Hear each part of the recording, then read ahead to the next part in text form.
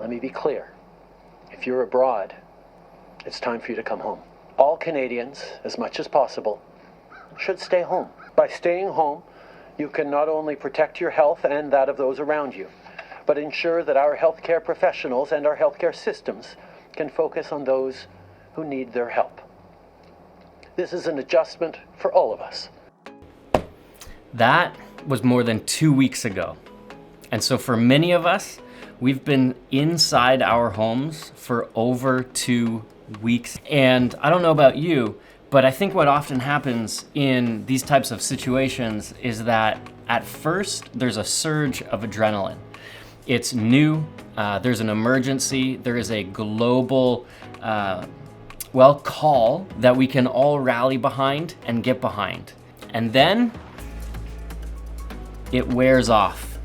And that's where I found myself this past week. You see, Monday and Tuesday, I crashed. I was exhausted, and I still had meetings and things to get done and work that had to happen, but emotionally, physically, mentally, spiritually, I was exhausted. And now, here's the thing. Every single person in my family, like my wife and my brother and my sister and my brother-in-law and my mom and my dad, every single person had told me that I was working too hard for too long over those 2 weeks. And naturally, I listened to none of them. So Monday and Tuesday was like just a big crash, 2 days for me. And one of the things that I got thinking about over Monday and Tuesday is that you and I are now faced with a new normal. You see, it's really easy for us to do new things when it's temporary. Like everybody can get behind, at least hopefully everybody can get behind self-isolation and quarantining themselves for 14 days.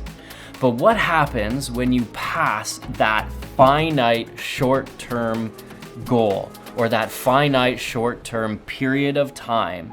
Everybody can say, listen, for 2 weeks, for 14 days, I can do anything. I can do anything for that long. But what happens when that 14 days actually becomes the new normal? Because that is where I think we find ourselves. And so this video is my attempt to give you 3 tips for navigating the new normal. So I've got some errands to run. I'm gonna bring you along and we're gonna talk about 3 ways I'm trying to live into the new normal and make the new normal feel a little bit more normal. Let's go. Bye, Daddy. Bye, buddy. Love you. Daddy, Bye. Daddy.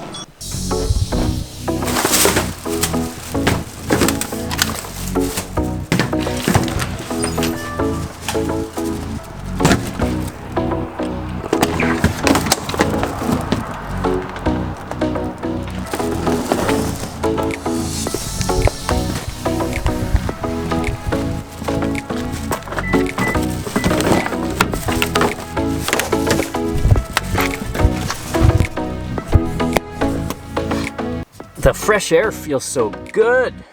It is so warm outside. Okay, so I am headed to the office for the first time in like 2 weeks. And so it feels good to be outside. I'm gonna be extra careful. There's gonna be nobody at the building.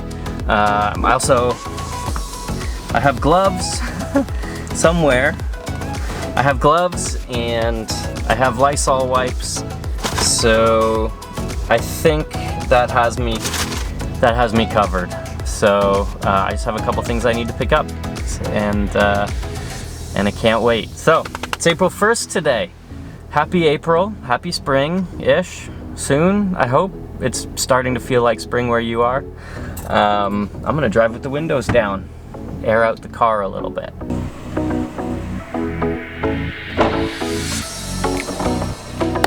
Okay, so what am I doing to make the new normal feel a little bit more normal? The first thing that I'm doing is I am trying to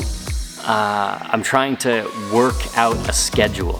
So my wife and I, at the beginning of every week, we sit down and we talk about the work that we need to get done and the commitments that we have throughout the week. So we plot it out, we map it out, and then we put it in our calendar. So if I'm working, that goes in our calendar as, me working. My wife is with our daughter, and if my wife is working, she works, and I'm with our daughter. And that just really helps set a rhythm and a pace for the week in advance, and it gets expectations on the table in advance. How much work needs to get done, how are we going to get the work done that we need to get done, and how can we help each other throughout the week. Feel like we are accomplishing what needs to be accomplished and not working late at night or not getting things done. So that's tip number 1, is plan it out. If you have a spouse or if you have housemates or family, friends, like roommates, whatever, plan it out with those you're living with, because that's gonna help significantly given how close we're all living together. Man, I just wanna say, I love this stained glass window. I miss worshiping with our church, in our church building, but I love the reality of the challenge and newness and creativity that we are having to employ in order to continue to be the church outside these walls. Because man, the church is not this building. We are lucky to have this building, but if we lost this building tomorrow, we'd still have to be the church, and that's kind of the situation that we're in right now. That's pretty dark through here. Bye-bye.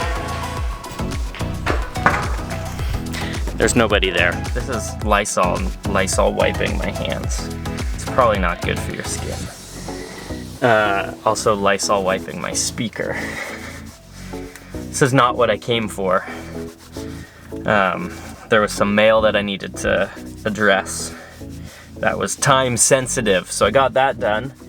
I just thought I would bring this home from my office, move it into my home office. So the second thing that I'm doing to create the new normal for myself is, and I think in part for my family, is I am journaling. I have always had a love-hate relationship with journaling. I love the idea of journaling, and I've always done it in kind of short spurts. But I hate I always lose my journal. And so I journal until I lose my journal, and then, that's it. It's a while before I get one again. This one is hilarious because, listen, okay, let me see if I can focus you in here. I don't know if you can see that or if it's gonna be too bright. There we go. So, okay, this is an entry that my daughter made. This is another entry that my daughter made. I've been carrying this journal around off and on since this whole thing started. It's just like one of those fake leather moleskin journals. I guess at the very beginning when I started using this thing, I was brewing beer, so I have a couple beer recipes if you want to start brewing beer. I've got a few recipes in here, but then what I've started to do is just each day I'm trying to write down my emotions as I'm kind of processing feeling them, because one of the things that is happening is that there's a lot of upheaval, and I think actually really there's a lot of grief right now. There's a lot of people grieving a loss, and we've actually lost something. I think we need to just be honest with ourselves that that's the reality of this situation. It's a loss, and I don't want to minimize the reality that for some people you've actually lost loved ones. They've died. And that's going to continue to happen, and that is devastating. And if that is the situation that you're in, just know that I'm praying for you, and there are others all around the world who are praying for you. But every single one of us has lost something during this season. And so the emotion that you're feeling, it might be coming across as, sometimes as anger or as sadness, maybe anxiety or funk, depression, or antsy, inability to focus, or like there's a lot of things. Like you might even just say, listen, I'm going a little stir crazy. I think one of the root things that we're all feeling right now is loss. And one of the best things you can do is just admit that and recognize it and feel it. That's going to help you process it. And so I've just been writing down my emotions. So keep a journal. It doesn't have to be like this. It could just be paper. It could be a big journal, whatever. But keep a journal, even if it just sits beside your bed. Every night before you go to bed, just write a few words down. How did you feel that day? What happened that surprised you? Did you react in any way that surprised you? Like, someone cut you off on the road and you got extra angry, or, your spouse said something and you burst into tears, or you got really upset with them over something that really shouldn't normally or wouldn't normally cause that type of reaction. Just keep stock of your emotions, because I think it's going to help you feel a little bit more like you're able to address things head on. And whenever there's a significant period of change, we often default to trying to find control, but we often find control of the wrong things. We try to control the wrong things. This is one way that you can be proactive about what you're feeling, being able to address them head on. So it's not just about that. I've got beer recipes in there too. Sometimes I record my workouts. If I run 5 kilometers particularly fast, or right now particularly slow, I try to write that down as well. So it's good. It's good to be in touch with what's going on inside of you, as hard as that might be. Okay, I'm gonna drive, and I'll see you when I get home.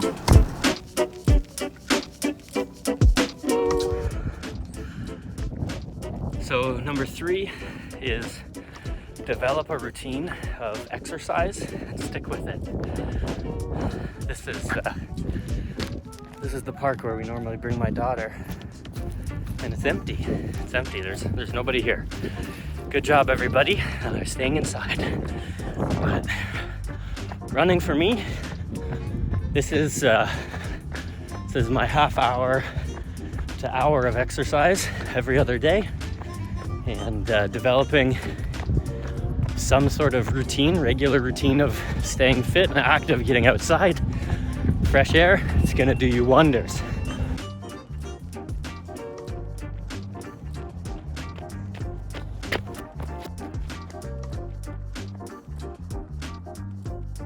So, what does the new normal mean for YouTube and for this channel for me?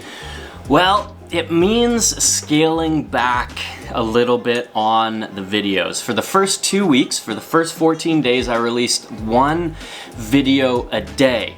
We took 2 Minute Tuesday and we made it 2 Minute Today, and I did that for a really specific reason, and that is because for many of us, we had to shift toward digital. Just like that, really in the span of less than 24 hours, we went from planning a in-person Sunday service to a virtual or digital YouTube-based Sunday service, and it happened really quickly.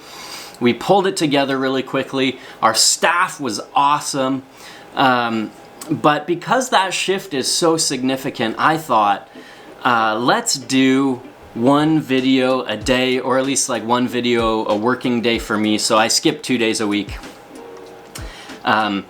both to help people navigate everything that was going on in the world and is still going on, but also to help people mentally make the shift to online. What I'm realizing is that rate of content production is not gonna be sustainable now that we realize that we're in this for the long haul. What I'm gonna do is release 3 videos per week for the foreseeable future. 3 videos a week, I think, will be a great rhythm for us to engage, and I hope that you find the content encouraging and meaningful. We are gonna go back to a 2 Minute Tuesday video behind this desk.